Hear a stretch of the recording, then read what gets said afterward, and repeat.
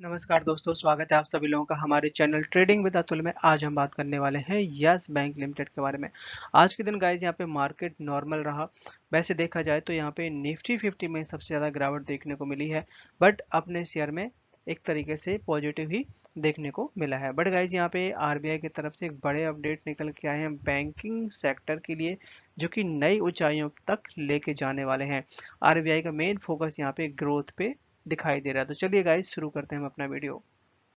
साथ ही गाइस, अगर आप लोग हमारे चैनल पे न्यू हैं तो हमारे चैनल को सब्सक्राइब करें, लाइक करें, साथ ही बेल आइकन दबाना ना भूलें, जिससे गाइस हम जो भी लेटेस्ट वीडियो लेके आए वो आप तक सबसे पहले पहुंचे और आप उसका बेनिफिट उठा पाएं।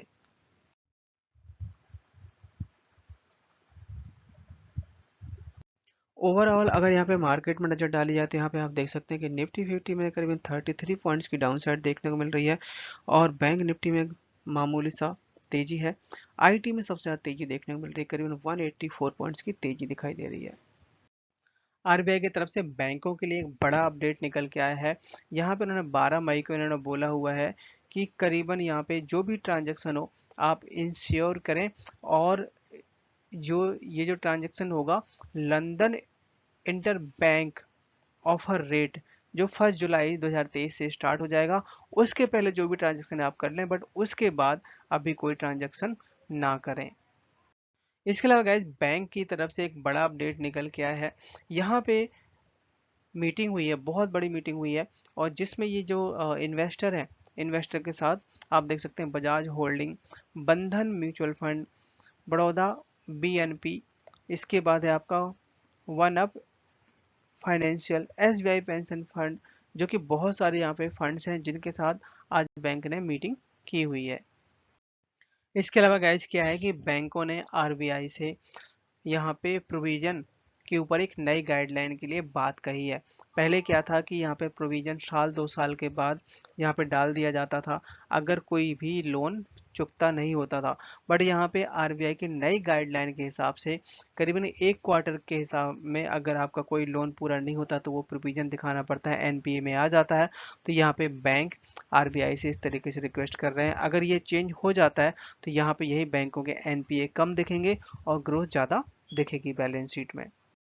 बात की जाए यहाँ पे अगर बीएस इंडिया कारोबार को, तो आज के दिन यहाँ पे 37% की डिलीवरी उठाई गई है। आज के दिन शेयर ने हाई बनाया 16.15 का, लो बनाया यहाँ पे 15.8 का, क्लोजिंग दी है 15.90 पे, करीबन 1% तक का उछाल देखने को मिला हुआ है।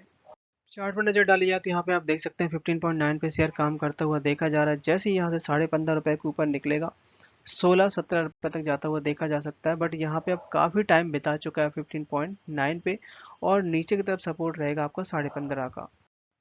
सो गाइस यहाँ पे क्या है, आप देख सकते हैं कि agrees raise 5 billion David from SBI, Yes Bank and others.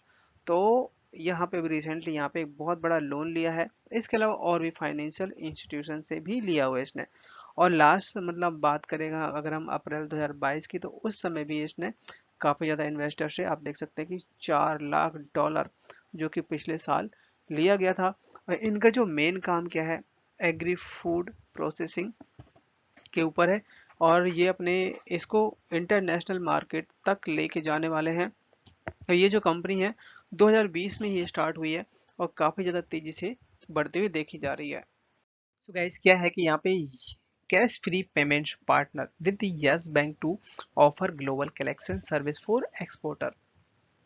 तो यहाँ पे कैश फ्री पेमेंट ने यस बैंक के साथ पार्टनरशिप करी है और ऑफर किया है कि जो भी यहाँ पे बाहर से जो भी पेमेंट आती है उसको आप आईएनआर में कन्वर्ट कर सकते हो। और यहाँ पे यस बैंक के अकाउंट जिन लोगों के पास में भी है वो लोग भी इस सर्विस का फायदा उठा सकते हैं, और करीबन 30 फॉरेनर करेंसी को यहाँ पे कन्वर्ट किया जा सकता है, और साथ ही एक दिन के अंदर एक दिन के अंदर ये सेटल हो जाएगा और आपके अकाउंट में फंड भी आ जाएगा। कैश फ्री पेमेंट कंपनी क्या है, मार्केट में ओवरऑल काफ़ी अच्छी पोजीशन पे है। 50% मार्केट शेयर इसके पास में है। इसने अभी रिसेंटली यस बैंक को भी अपना पार्टनर बनाया, साथ यहाँ पे बड़े बड़े यहाँ पे बैंक हैं उनके साथ भी जुड़ी हुई है, जैसे कि अमेजोन पे, पेटीएम, गूगल पे और पेपाल जैसे यहाँ पे बैंक्स हैं। तो काफ़ी अच्छी ये खबर निकली है यस बैंक के लिए। और गाइस जरूर यहाँ पे यस बैंक लॉन्ग टर्म के हिसाब से बेनिफिशियल हो सकता है। यहाँ पे यस बैंक ने एक नई एंट्री ले ली है, करीबन 3 करोड़ का लोन यहाँ पे पास किया करेगी, जिसको भी सोलर पैनल अगर लगाने हैं उसके लिए यहाँ पे एक नई स्कीम बनाई गई है। आज है बहुत बड़ा दिन यस बैंक के लिए, और यस बैंक ने आज के दिन यहाँ पे लॉन्च कर दिया है यस किरण प्रोग्राम, जो कि यहाँ पे सपोर्ट करेगा जिसको भी सोलर पैनल अगर इंस्टॉल करना है उसके लिए लोन वगैरह।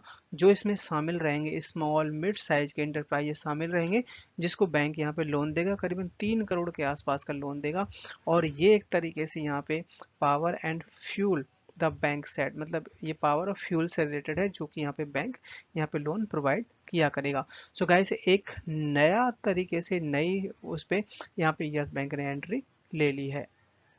यहाँ पे अगर आप देखेंगे कि एफआईए के जो डेटा है, पिछले साल मार्च की बात करें तो 11% का स्टेक था, धीरे धीरे बढ़ाया उन्होंने, फिर 11.5 किया, फिर 12.5 किया, इसके बाद यहाँ पे 23.4% कर दिया। तो यहाँ पे 0.23% के आसपास यहाँ पे अपना परसेंटेज यहाँ पे अपनी होल्डिंग है जो कि कम करी हुई है। साथ ही गाइस यहाँ पे बड़े बड़े जो म्यूचुअल फंड है उन्होंने फरवरी में करीबन यहाँ पे 11.55 लाख एडिशनल जो शेयर हैं वो बाय कर लिए हैं। तो इस समय करीबन यहाँ पे 26 म्यूचुअल फंड ऐसे हैं जो कि यहाँ पे यस बैंक के शेयर को होल्ड किए हुए बैठे हैं, जिसमें एसबीआई म्यूचुअल फंड है जिसमें 55 करोड़, और एनजे म्यूचुअल फंड जो कि 48 crore, Nippon India mutual fund जो कि 34, और एक्सिस म्यूचुअल फंड जो कि यहाँ पे 17 करोड़, जिनके पास, ये मैंने आपको वो नाम बताए हैं जिनके पास ज़्यादा शेयर्स हैं। हाँ, ये ज़रूर है कि डीआईएस ने अपनी होल्डिंग मामूली सी कम की हुई है, जो कि 45% का स्टेक था एक साल पहले, जो कि इस समय 38% का स्टेक हो गया है। अगर यहाँ पे एक बार देखा जाए कि म्यूचुअल फंड, जैसे एफआईए के बारे में तो हम बात कर चुके, म्यूचुअल फंड भी यहाँ पे लगातार धीरे धीरे करके अपना यहाँ पे इन्वेस्टमेंट बढ़ाते जा रहे हैं। और म्यूचुअल फंड में तो बहुत सारे लोगों का, इन्वेस्टर का पैसा लगा होता है, तो जो कि जब इतने बड़े बड़े म्यूचुअल फंड यहाँ पे अपना पैसा लगा रहे हैं और लॉन्ग टर्म के हिसाब से यहाँ पे जर्नी सोच के बैठे हुए, तो गाइस मेरे ख्याल से घबराने वाली बिल्कुल भी बात नहीं है मार्च के महीने में जो शेयर अनब्लॉक होने वाले हैं। आज के दिन का वॉल्यूम देखा जाए तो करीबन 36 करोड़ का वॉल्यूम देखने को मिला है। मतलब आज के दिन गाइस वॉल्यूम थोड़ा कम था क्योंकि इतनी खास तेजी देखने को मिली नहीं। यही यहाँ पे अगर एक बार इसके रिटर्न्स को देखा जाए तो ये हमें 1 वीक में 10%, 1 मंथ में 26%, और 1 ईयर में करीबन यहाँ पे 60 से 55% तक के रिटर्न दिखा चुका है। सो गाइस यहाँ पे जो इनकी अर्निंग आई हुई है, अर्निंग आप देख सकते हैं कि एक साल पहले इनके जो इंटरेस्ट अर्न है काफ़ी ज़्यादा यहाँ पे इंक्रीज होते हुए देखे गए। यहाँ पे 4800 करोड़, मतलब 4800 करोड़ के आसपास था, जो कि इस बार 5800 करोड़, सीधा सीधा मतलब काफ़ी अच्छा जंप मारा है। अदर इनकम है ये भी अच्छी खासी रही है, देखिए 750 करोड़ के आसपास, जो कि यहाँ पे 1200 करोड़ के आसपास अदर इनकम आई है इस साल। टोटल इनकम बढ़ गई है। मेनली क्या निकल के आया है कि इनके खर्चे बहुत बढ़ गए। पहले 5000 करोड़ के आसपास थे, जो कि इस बार 6000 करोड़ थी, यहाँ पे सबसे ज्यादा 1000 करोड़ के दिन पे खर्चे बढ़ गए। गाइस क्या है कि जब हमें ग्रोथ करनी होती है चौतरफा, अपने हर चीज में हमें ग्रोथ लानी होती है, तो हमें पैसे खर्च करने पड़ते हैं।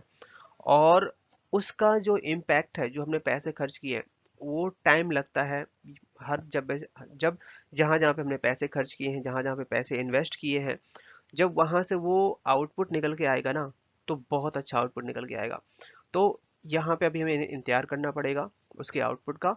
और सबसे ज्यादा मेन चीज अब निकल के आई है कि यहाँ पे प्रोविजन, जो कि एक साल पहले यहाँ पे करीबन 370 करोड़ के आसपास प्रोविजन था, जो कि अभी इस समय 850 करोड़, मतलब सीधा ऑलमोस्ट डबल से भी ज्यादा प्रोविजन रखा हुआ है, जिसका इम्पैक्ट यहाँ पे इसकी प्रॉफिट में दिखा हुआ है।